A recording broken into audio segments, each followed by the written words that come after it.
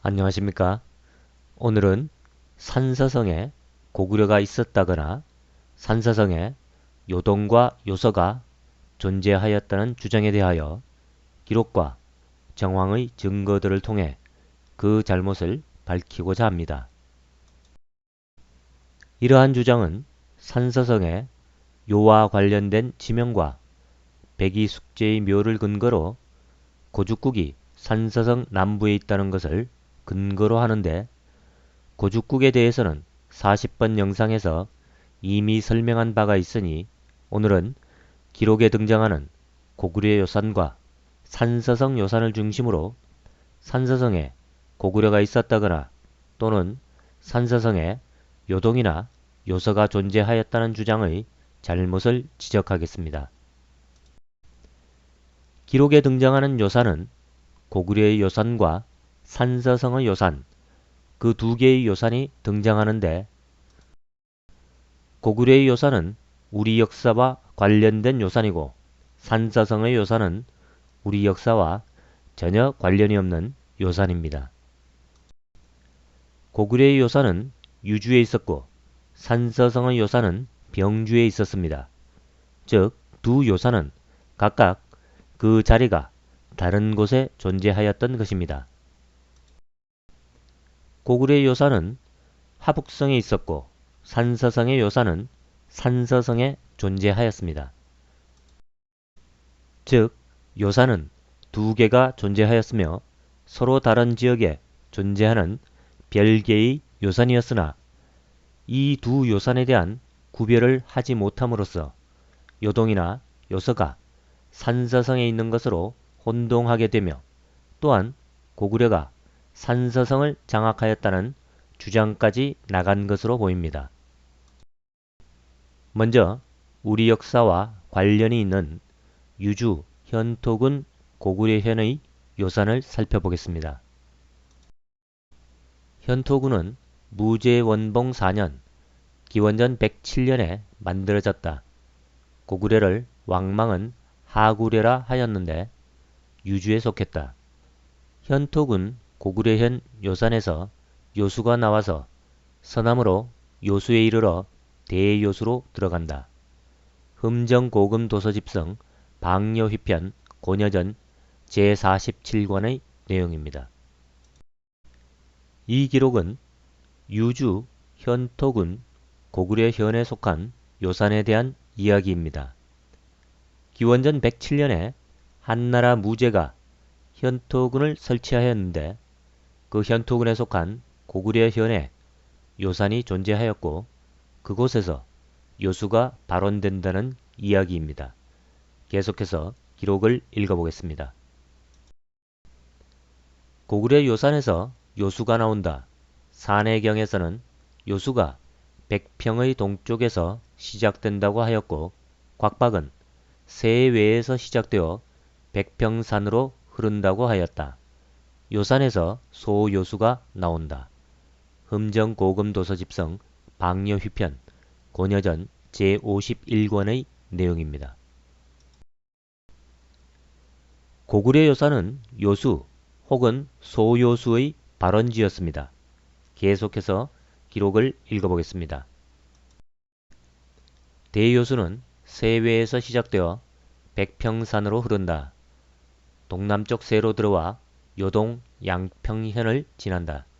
다시 동남쪽 방현의 서쪽을 지난다.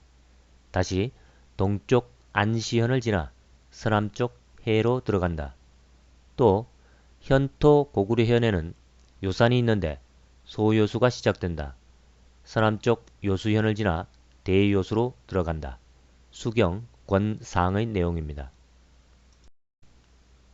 요산에서 시작된 이 소요수가 대요수와 합류하는데 그 대요수는 다시 안시현에서 해, 즉 호타하와 합류합니다. 그리고 이 안시현은 곧 안평현이라고 합니다. 기록을 읽어보겠습니다. 한나라 안평현은 지금의 안동현 서북쪽이었다. 당서에서는 안시에 이르러 해로 들어간다고 하였는데 시자는 곧 평자의 오기이다. 동북 여지성약 권 3의 내용입니다. 즉 기록의 안평은 지금의 하복성 형수시 안평현을 가리킵니다. 그 위치는 화면의 지도에 표시된 것과 같으며 바로 해를 가리키는 호타하가 지나가는 자리입니다. 계속해서 기록을 읽어보겠습니다. 소요수는 요산에서 나와 서남쪽으로 흘러 요양현을 지나 대량수와 만난다. 소요수는 북쪽 세외에서 시작되어 서남쪽으로 흘러 요수에 이른다. 옛 지리지에서는 대량수가 서남으로 요양에 이르러 요로 들어간다고 하였다. 군국지에서는 고구려 현은 옛날에 요동에 속했는데 나중에 현토에 편입되었다고 한다. 그 강은 서남쪽으로 흐르는데 옛날에는 양수라고 하였다. 소요수는 다시 서남으로 양평현을 거쳐 담년이 된다. 흠정고금 도서집성 방요휘편 산천전 제200권의 내용입니다. 소요수는 양수로도 불렸고 대요수는 대량수로 불렸다고 합니다. 계속해서 기록을 읽어보겠습니다. 진나라 영가 3년 서기 309년에 말라버린 소요수가 또 양평현을 지나 대량수로 들어갔다. 사마선왕이 요동을 평정하고 공손년을 이 강가에서 참수하였다. 흠정고금도서집성 방요휘편 산천전 제200권의 내용입니다. 조조와 함께 유명한 사마의 즉 사마선왕이 요동을 평정하고 공손년을 양수가에서 참하는데 그 양수가 바로 소요수임을 말하는 기록입니다. 계속해서 기록을 읽어보겠습니다. 서기 238년 8월 이모일 양평이 무너지자 공손년은 아들 공손수와 함께 수백 기를 이끌고 포위를 뚫고 동남쪽으로 달아났다. 대병이 급히 이들을 공격하여 공손년 부자를 양수가에서 참하였다.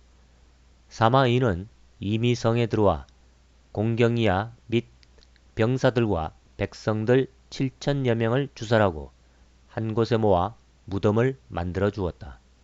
요동, 대방, 낭랑, 현토 4군을 모두 평정하였다.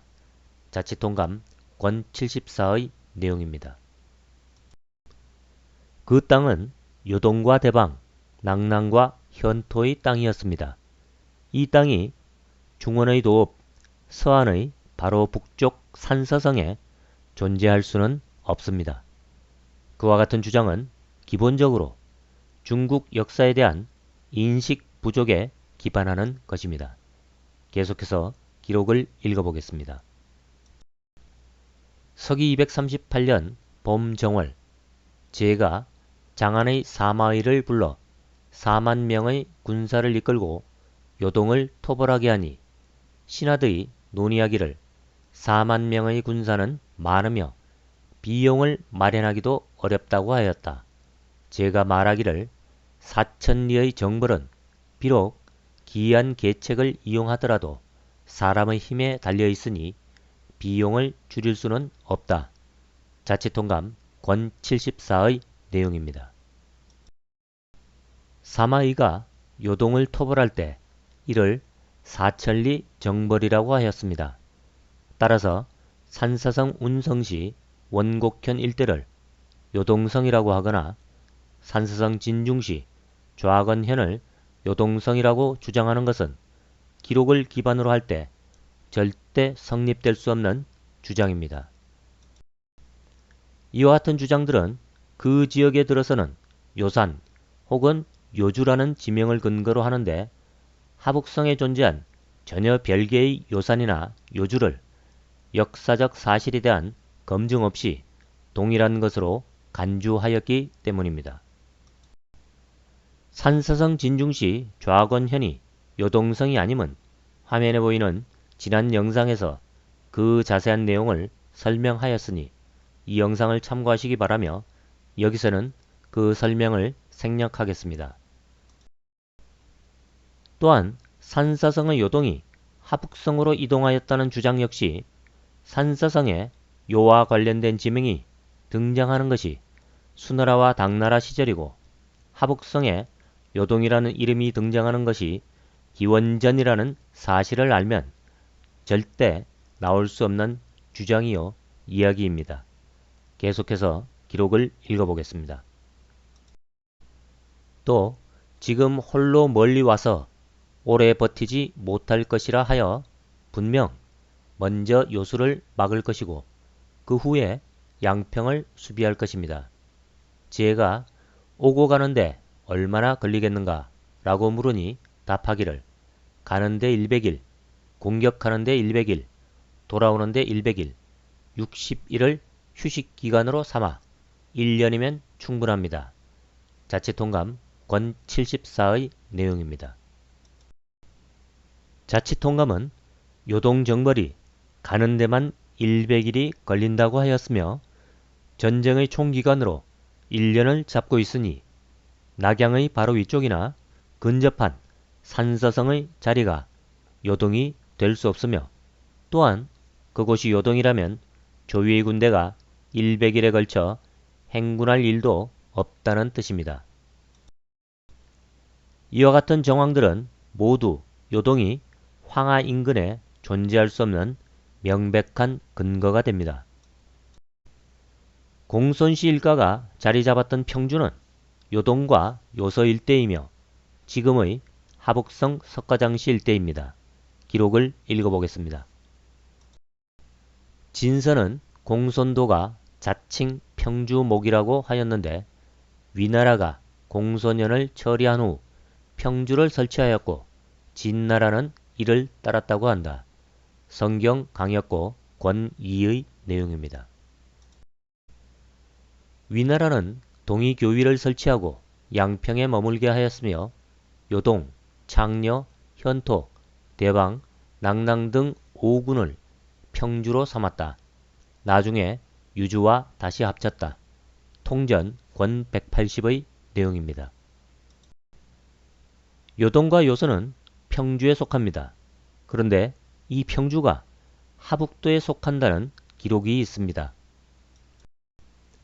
구당서 지리지에 따르면 천보 초에 북평군이라 불렀으며 건원 초에는 다시 평주라고 부르고 하북도에 속하게 하였다고 한다.